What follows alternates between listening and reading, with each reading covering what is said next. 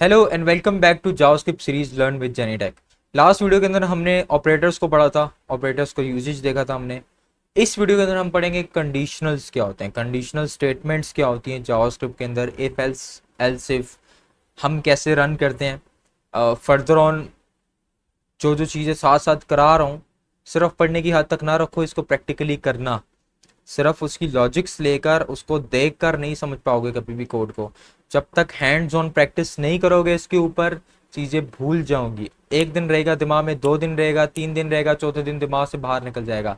अच्छा मेथड बता रहा हूँ, अपने नोट्स बनाओ, साथ साथ रन करो। अपने नोट्स बनाओ, वीडियो को पॉज करो, साथ वीडियो में जाओ, रन करो, फिर जाओ नोट्स बनाओ, वीडियो पॉज करो, साथ नोट्स बना के रन करो। कोड को साथ साथ रन करोगे, 1 बार 2 बार 3 बार 4 बार 5 बार 6 बार, तब जाकर तुम्हें समझ आएगी, वरना नहीं समझ आएगी। चलो वीडियो स्टार्ट करते हैं, देखते हैं कंडीशनल स्टेटमेंट्स होते हैं। Let's go.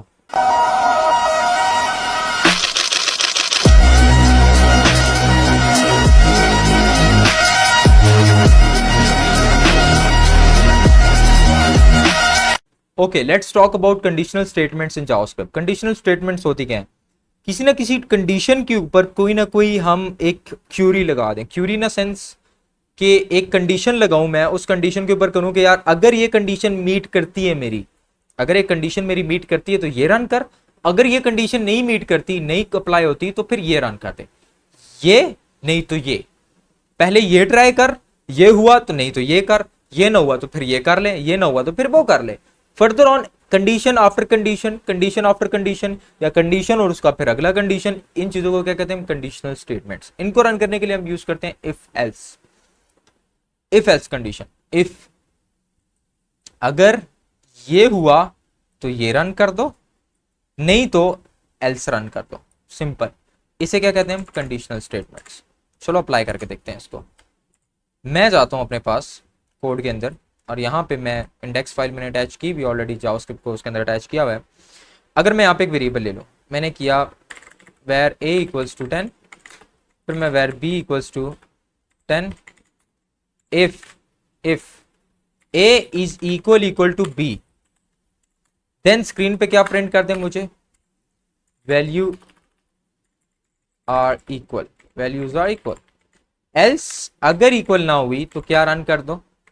एल्स में जाके मुझे बता दो console.log में वैल्यूज आर नॉट इक्वल। अब ये मैं क्या कर रहा हूँ? कंडीशनल स्टेटमेंट्स रन कर रहा हूँ। इफ दो वेरिएबल्स लिए, मैंने उसके ऊपर कंडीशन लगा दी। मैंने कहा कि इफ अगर ए इक्वल हुआ, आपने लास्ट पढ़ा कि इक्वल का साइन क्या करता है? कंपेयर कर देता है, उसके डाटा टाइप्स को नहीं देखता। अगर इक्वल हुआ तो ये रन कर, अगर इक्वल ना हुआ तो ये रन कर। लेट्स सी क्या इक्वल है। कोड में गया तो क्या बता रहा है? Values are equal. अगर वापस कोड में जाऊं और मैं इसको इक्वल नहीं करता, अब मैंने b को 11 कर दिया, वो 10 है, क्या ये दोनों इक्वल है? नहीं। अब कौन सी स्टेटमेंट रन होगी? एल्स वाली स्टेटमेंट। देखो एल्स में क्या लिखा है? Values are not equal. तो मेरे पास क्या दिखा रहा है? Values are not equal. ये कंडीशंस हम अप्लाई करते हैं डिफरेंट वेरिएबल्स के ऊपर। जैसे फॉर इंस्टेंस मैं एक एज लेता हूँ, मैंने एक एज ली और मैंने एज कर दी 17। ठीक है, मैंने कहा if age is greater than और इक्वल टू 18, अगर 18 या 18 से बड़ी हुई एज, 18 की इक्वल हुई, 18 से बड़ी हुई, तो यहां पे स्क्रीन पे दिखा दे you can drive a car, तुम गाड़ी ड्राइव कर सकते हो। Else you you you can not drive a car. Simple. अगर मैं ये रन करके दिखाऊं तुम लोग को एज को, क्योंकि एज का वेरिएबल है, अगर एज 18 से बड़ी भी या 18 के इक्वल भी तो वो क्या प्रिंट करेगा? You can drive a car. Else you can not drive a car. चाहो देखो क्या निकाल रहा है? You can not drive a car. क्यों? क्योंकि मेरी 18 से बड़ी है। जैसी 18 की इक्वल भी कर दी मैंने, इक्वल भी कर दी, तब क्या बनेगा? You can drive a car. Simple. ये हमारे पास होता है conditional statement, simple if else. ये सिंपल है, सिंपल। अगर हमारे पास मल्टीपल वैल्यूज हो तो फिर अंडरस्टैंड करेंगे कि उसको कैसे हम रन कर सकते हैं। फॉर इंस्टेंस मैं ले लूँ मार्क्स के नाम का एक वेरिएबल, और मैं उसके अंदर कोई वैल्यू स्टोर कराता हूँ 90 फॉर इंस्टेंस, और मैं करता हूँ if marks are greater than 90, तो क्या कर दो? console.log, console.log कर दो you got A grade, A plus कर लेते हैं, ए प्लस ग्रेड। अगर मल्टीपल करनी हो, एल्स इफ एल्स में तो दो रन हो रही हैं, या तो ये या तो ये। अगर मुझे करना हो कि ये नहीं तो ये नहीं तो ये नहीं तो ये, मल्टीपल, तब क्या करेंगे, तब हम लगाएंगे एल्स इफ की स्टेटमेंट। फिर मैं कहता हूं अगर मार्क्स मेरे ग्रेटर देन हुए 80 के, देन क्या कर, कंसोल डॉट लॉग कर और स्क्रीन पे प्रिंट कर दे you got A grade, simple. मैं कर देता हूं एल्स इफ अगेन, और मैं करता हूं मार्क्स आर ग्रेटर देन 70, तो तब क्या दिखा दे मुझे, console dot log you got B grade. फिर same else if multiple values को एंटर कर रहे हैं, अगर सी को इक्वल हुआ फिर क्या करेंगे हम, तो फिर मैं स्क्रीन पे प्रिंट करवाता हूं console dot log you got C grade. Else if marks are greater than 50, तो डी दे दो,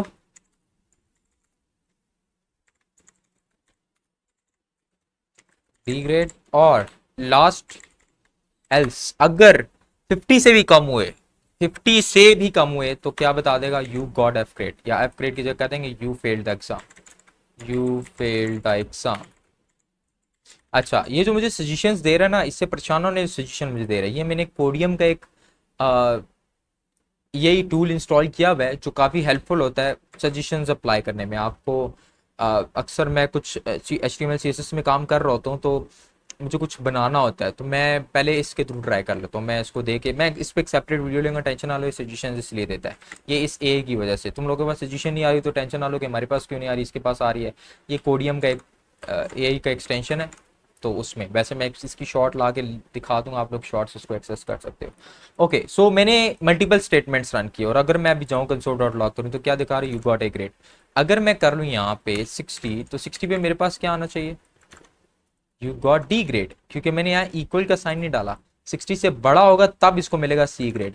अगर मैं 50 से कम कर दूं, अगर मैं कर दूं यहाँ पे 40, तो क्या लिखा आएगा, you failed the exam, simple.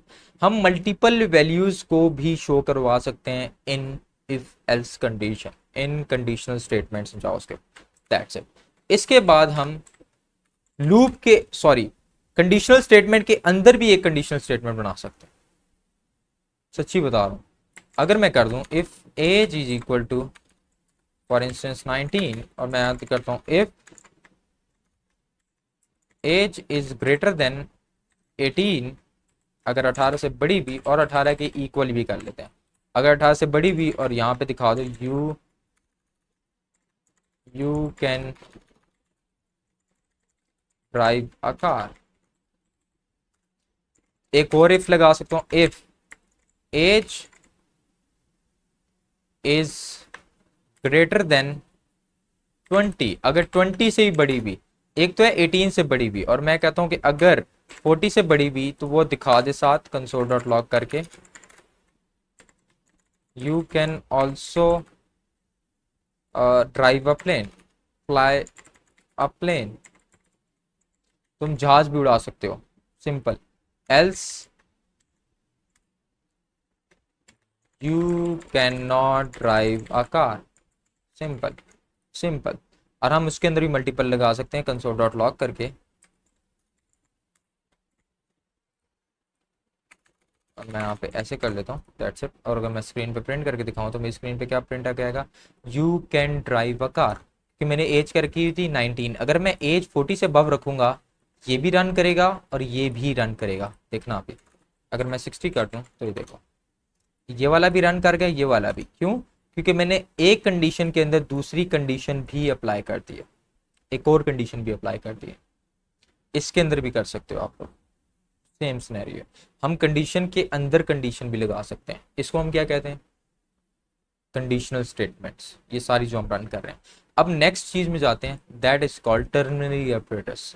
इसका मुझे प्रोनाउंस करना बड़ा मुश्किल है मेरे लिए, सोचता हूँ थोड़ा सा मैं, टर्नरी ऑपरेटर्स, इतना भी जाहिल नहीं हो। टर्नरी ऑपरेटर्स, टर्नरी ऑपरेटर्स क्या होते हैं, इतना बड़ा ए सेल्स लिखना पड़ रहा है मुझे, कॉन्स्ट एज करके मुझे रखना पड़ता था, कॉन्स्ट मार्क्स करके मुझे लिखना पड़ता था, मैं मार्क्स देता था 60, और यहाँ पे करता था if marks is equal to dash dash dash, इतना बड़ा लिखना पड़ता था।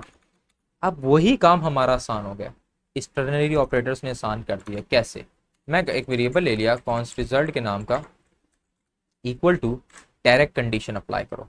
कंडीशन मैंने कहा मार्क्स इज ग्रेटर देन और इक्वल टू, अगर ग्रेटर देन 50 हुआ, 50 हुआ, मार्क्स अगर 50 से ज़्यादा हुए और फिर साथ क्या डालो, क्वेश्चन मार्क, सिंपल।